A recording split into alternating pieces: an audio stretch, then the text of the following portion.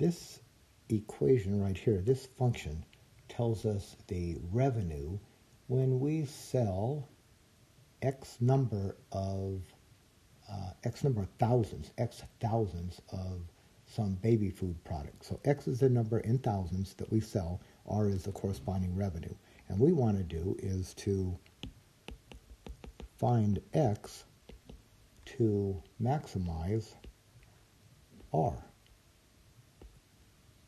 Now it seems like we should just, the more we produce, right, the bigger X gets, the bigger R will get, but it could turn out that there might be a cost involved here, and the more we produce, costs get bigger and bigger, so the revenue is going to start to decrease. So let's see if we can maximize this. So we know what to do. Let's get R prime. Negative 3x squared plus 96x plus 960. We'll set, what was that? We'll set R prime equal to 0. That'll give us negative 3x squared plus 96x plus 960 equals 0. I'm going to factor out that negative 3. So that'll give me an x squared minus, now I'm factoring on a negative, so all the signs changed. What do we get here? 32x and then minus 320 equals 0. Let's factor. Negative 3, 0. So how about x and x? Now the factors of 320 that are going to give us 32. Well, I'm thinking, I know 8 times 4 is going to be a 32. So if I use an 8 but not a 4, I'd have to use a 40. Let's just try that. I'm going to try an 8 and a 40. Yeah, they differ. 8 and 40, I can combine those, getting 32, and then 8 times 40, there's the 320. So I think that's going to work. And I want a negative here, a positive here, right? Because this will give me negative 40x plus 8x is negative 32x. So what I'm going to get out of here now is that x is equal to negative 8, which I'm going to omit because x is the number of units of some baby food product. Can't be negative.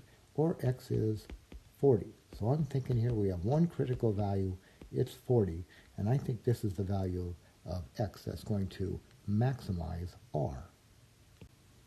So I'm going to say R is maximum when x equals 40.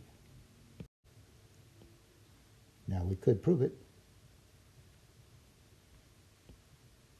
Here's our number line. I'm going to put a 40 here, and here's R prime.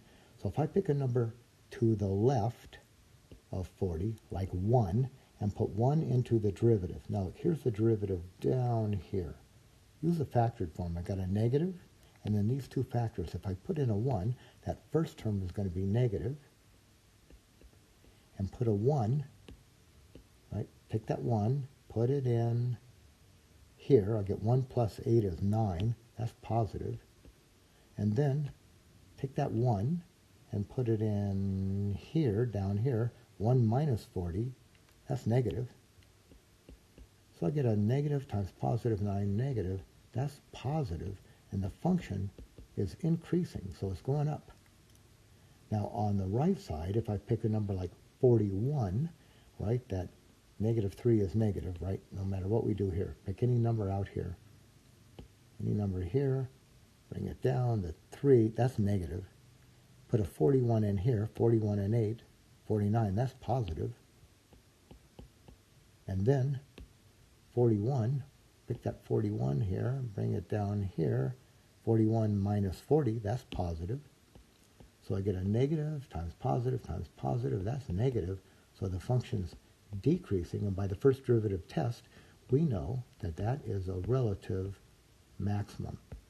So I found that up here, but that just tells me it's a critical value. This proves that it's a maximum.